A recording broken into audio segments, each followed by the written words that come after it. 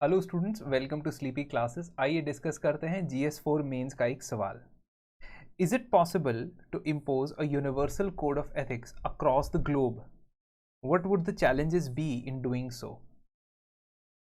तो ये ऐसा बोल रहा है आपको कि पूरे वर्ल्ड वाइड, विश्व भर में क्या एक यूनिवर्सल एथिक्स का कोड लगाया जा सकता है, और अगर लगाएंगे तो उसके लिए क्या चैलेंजेस हमारे सामने आएंगे। देखिए, पॉसिबल तो है, लेकिन उस पर कंसेंसस बनाना बड़ा मुश्किल है। कुछ फंडामेंटल चीज़ें जो एथिकली राइट या रॉन्ग हैं वो तो हम डिस्कस कर सकते हैं, लेकिन इवन उस डिस्कशन में हम कैटेगराइजेशन करने लगेंगे, हम उस चीज़ को डिबेट में ले जाने लगेंगे, और यही चीज़ जो है वो अब हमारे सामने आती है। कैसे, मैं बताता हूँ। अगर मैंने यूनिवर्सल एथिक बना दिया डू नॉट किल, फिर मुझे इस पे स्टार मार्क करके कंडीशंस अप्लाई लगानी पड़ेगी। क्यों? क्योंकि वॉर तो हर कंट्री करती है, और वॉर में सोल्जर को आप नहीं बोल सकते हो कि डू नॉट किल।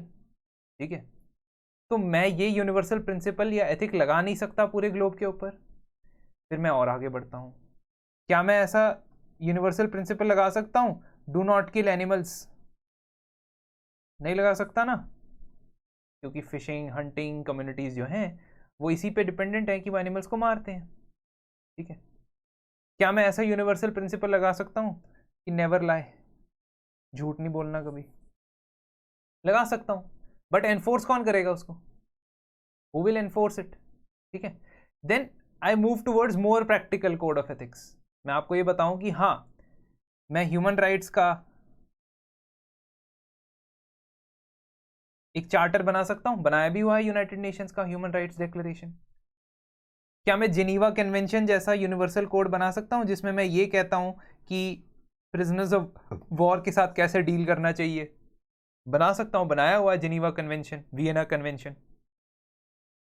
लेकिन इसको एनफोर्स करना और लोगों को अकाउंटेबल ठहराना उस एथिकल स्टैंडर्ड्स के हिसाब से कितना आसान हो पाएगा मेरे लिए, वो एक बहुत बड़ी प्रॉब्लम है।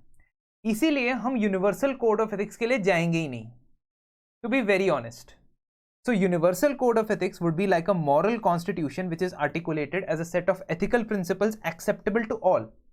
So although there already are several mechanisms which are very close to universal ethical code and most of the countries agree towards it, but in practical realm में दोस्तों हम उसको कैसे implement करें पता नहीं।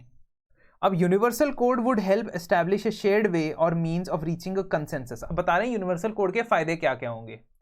जब हमारे पास कंसेंसस रीच हो जाएगा, shared way of means of understanding की क्या क्या चीज़ें इंपॉर्टेंट हैं, क्या क्या चीज़ें इंपॉर्टेंट नहीं है इंटरनेशनल अफेयर्स में भी, तो हम उसे इजीली अप्लाई कर सकते हैं। हमारी पूरी सोसाइटी स्ट्रॉन्ग मॉरल फाउंडेशंस के ऊपर आधारित होगी, और कॉन्फ्लिक्ट्स के चांसेस कम होंगे अगर हमारे पास बेसिक कुछ चीज़ों के ऊपर हम एग्री करते हैं, लेकिन हम नहीं कर पाते हैं।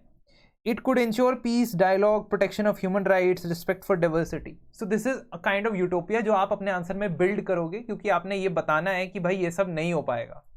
फिर आप बताओगे कि यूनिवर्सल एथिक्स का जो है, यूनिवर्सल कोड ऑफ एथिक्स का जो ढांचा है, उसको प्रिपेयर करने और उसको इंप्लीमेंट करने में क्या क्या चैलेंजेस आपके सामने आते हैं। सबसे पहला चैलेंज है the concept of moral relativism और एथिकल रिलेटिविज्म।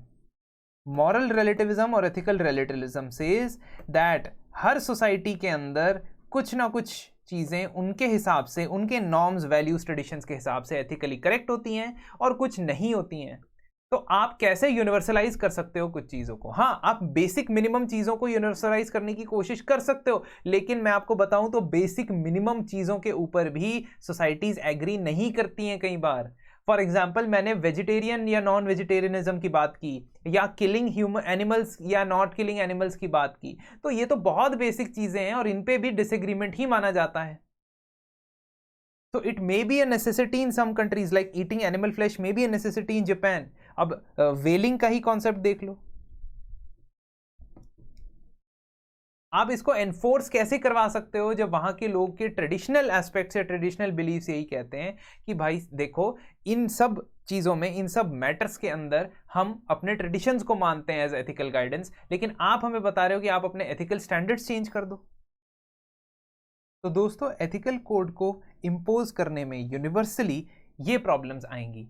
सबसे पहले तो क्योंकि there is a wide diversity in the cultural, political, social, physical factors across the world, so there will be a problem of moral relativism और ethical relativism.